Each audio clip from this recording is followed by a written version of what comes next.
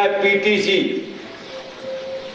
PTC का मतलब है प्रिपरेटरी ट्रेनिंग कैंप, हिंदी में उसका अर्थ है प्रारंभिक प्रशिक्षण शिविर। ये शिविर पहले 3 दिन का लगाते थे, अब 3 दिन के बंद कर दिए, 5 दिन के लगाते। क्यों? पहले कहते कि सुबह 10 बजे आ जाएंगे तो 10 बजे लोग आ जाते थे। आजकल 10 बजे का कहते हैं तो 10-11 बजे से तो आना शुरू होता है, 4-5 बजे तक आते रहते। तो अगर 3 दिन का कैंप हो तो 1 दिन तो आने में खराब हो गया, 1 दिन जाने में खराब हो गया, 1 दिन बाकी का बचता है। तो रोटी खाई 3 दिन और काम हुआ 1 दिन, बेकार चला जाता है, 1 दिन में कुछ भी नहीं सीख पाता कोई आदमी। इसलिए इसको कर दिया प्रारंभिक प्रशिक्षण शिविर को 5 दिन का। तीसरा कैंप होता है ओटीसी, ऑर्गेनाइजर्स ट्रेनिंग कैंप, संगठक प्रशिक्षण शिविर। ये पहले होते थे 20-21 दिन के, अब 20-21 दिन तक लोगों का टिकना मुश्किल है, लोगों में ज्ञान नहीं है और काम भी ज्यादा है, इसलिए इनको घटा करके कर दिए 15 दिन। अब तो प्रश्न ये पैदा होने लग गया कि ये नाश्ता भी बदलना पड़ेगा। यानी इतने कमजोर शरीर हो, सड़े हजम नहीं होते, क्या हो गया? बिल्कुल मेहनत करते ही नहीं, और जब खेल खेलते हैं वापस आते हैं माथा दुखते, पेट दुखते। वो माथा पेट क्यों दुखता है? पेट में गैस पैदा हो जाती है, मेहनत नहीं करते, इसलिए मेहनत करते ही पेट में गैस पैदा होता है।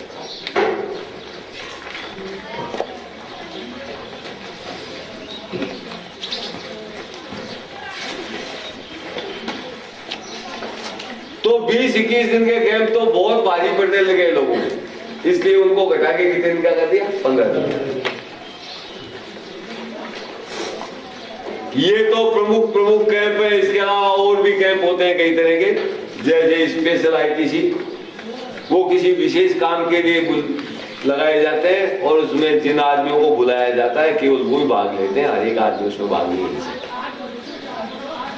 फिर होते हैं 1 दिवसीय कैंप, 1 दिन का कैंप, जैसे बाराबाद में लगे,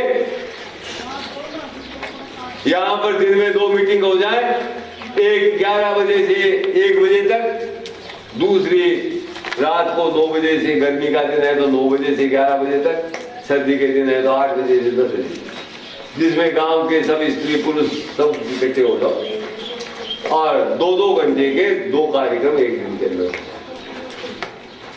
लेकिन वो 1 दिन सुनने का असर तो होता है, पुरुषों में तो बिल्कुल ही नहीं होता, औरतों में थोड़ा बहुत होता है, सुबह 4 घंटे निकालने का, वो 5-7 रोज चलता है, उसके बाद वापस जैसे थे वैसे हो जाता है। तीसरे शिविर है चिंतन शिविर। एक निश्चित विचारधारा का पैम्फलेट पहले दे दिया जाता है, इसको पढ़ो, और उसके बाद 3 दिन तक उस पर चर्चा होगी, उसमें भाषणबाजी बिल्कुल नहीं, केवल चर्चा। लेकिन उसका भी पूरा उपयोग इसलिए नहीं होता कि लोग पढ़ते नहीं, पहले से तैयारी करके नहीं आते, और विचारधारा से इतने सुनते हैं कि उनके समझ में भी नहीं आता। हमने पहले वो चिंतन शिविर का पैम्फलेट तैयार किया, जितनी राजपूत सभाएं, क्षत्रिय महासभाएं चल रही हैं, सबको पास हमने भेजा, जितने ये मोटे मोटे नेता हैं नामधारी राजपूतों के, उन सबके पास भेजा। एक जगह तो एक चिंतन शिविर चल रहा था, उसमें अखिल भारतीय क्षत्रिय महासभा के अध्यक्ष जी आ गए, बुला दिया उन्होंने। मैंने उनको कहा महाशय जी भाषण नहीं होगा यहाँ पर, आपका ये ले जाइए पैम्फलेट, इसको रात में पढ़िए और इसके बारे में सुबह आकर के आप ये जो विचार है वो बतलाइए। यहाँ भाषणबाजी का कार्यक्रम नहीं है, आप आ तो गए, लेकिन वो सुबह आके कहते हैं मेरे तो कुछ भी समझ में नहीं आया, इसमें लिखा गया है अखिल भारतीय क्षत्रिय महासभा के अध्यक्ष। आप ऐसा करो, ये 15-20 पैम्फलेट हमको दे दो, हम हमारी कार्यकारिणी के बीच में बैठ करके इस पर विचार करेंगे और फिर कभी आपके यहाँ आएंगे। वो आ जाते हैं वापस, जैसे अध्यक्ष जी वैसी कार्यकारिणी, क्या समझ में आएगा? केवल एक आदमी हिंदुस्तान में ऐसा था जिसने उसका जवाब भेजा, और वो है वीपी सिंह। और उसने भी केवल 3 लाइन का पत्र भेजा। आपके पत्र और विचारों के लिए बहुत बहुत धन्यवाद। उसने पढ़ा है उसको और समझा है उसको।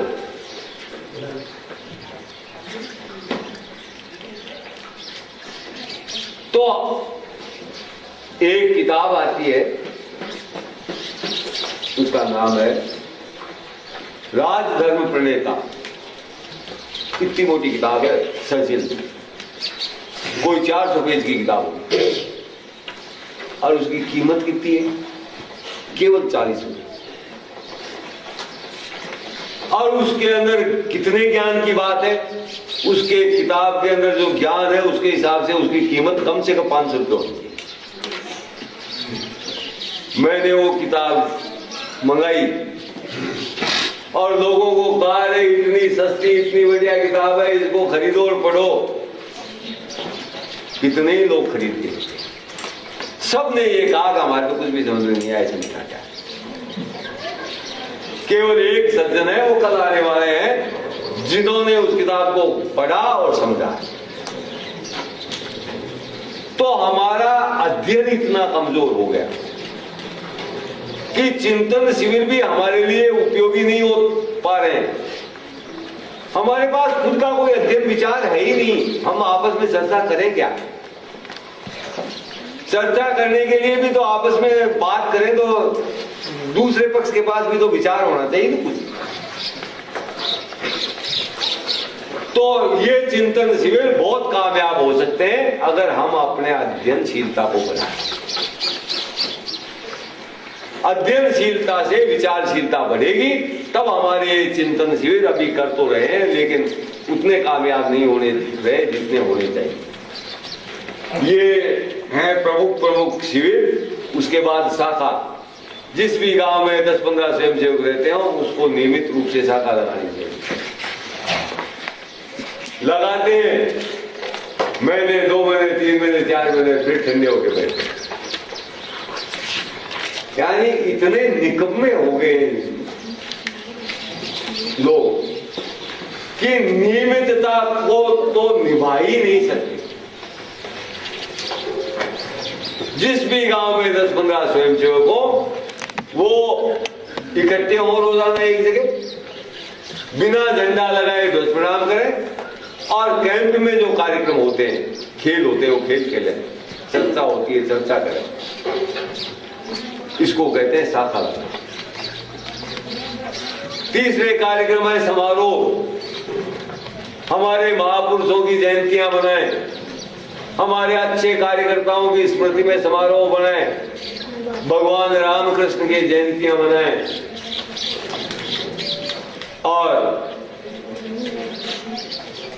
उन समारोहों में कैसे आदमियों को बुलाएं जो हमारे धर्म, इतिहास, संस्कृति के बारे में जानकार। मनाए जयंती शेखा जी की, शेखा जी के बारे में कोई जानने वाला ही नहीं हो उसके अंदर। उल दलूल भाषणबाजी करके चले जाए, वो शेखा जी की जयंती किस काम की?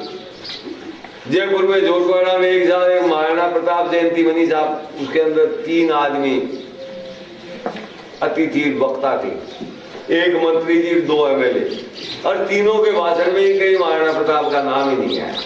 अब वो जयंती मनाने से क्या फायदा हुआ? जिस महापुरुष के बारे में आप समारोह मना रहे हो, जयंती मना रहे हो, उसके जीवन चरित्र के बारे में बताने वाला आदमी, ताकि हमारे समाज का ज्ञान बढ़े, अथवा हमारे धर्म, इतिहास, संस्कृति के बारे में कुछ बताने, चाहे वो आदमी और आध्यात्मिक आदमी था।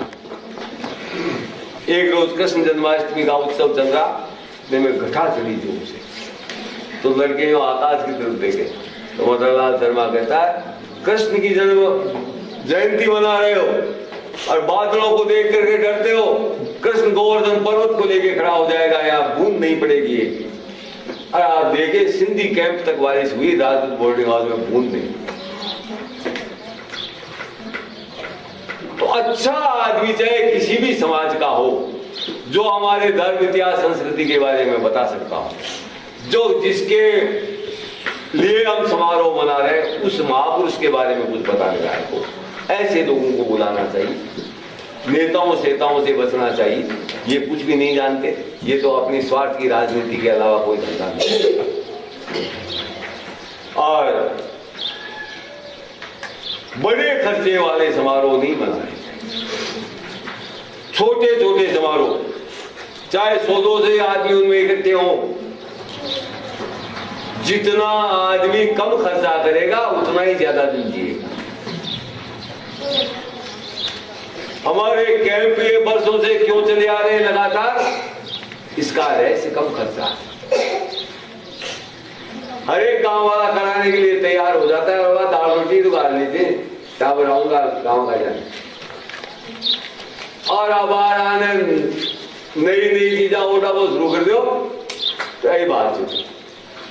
जितना कम खर्चा हम करेंगे उतना ही दीर्घजीवी होंगे। ये प्रमुख बातें हमारी प्रणाली और इस विशेषताओं के बारे में आपको बता दी। आज का समय समाप्त, आगे कल करेंगे। कृष्ण।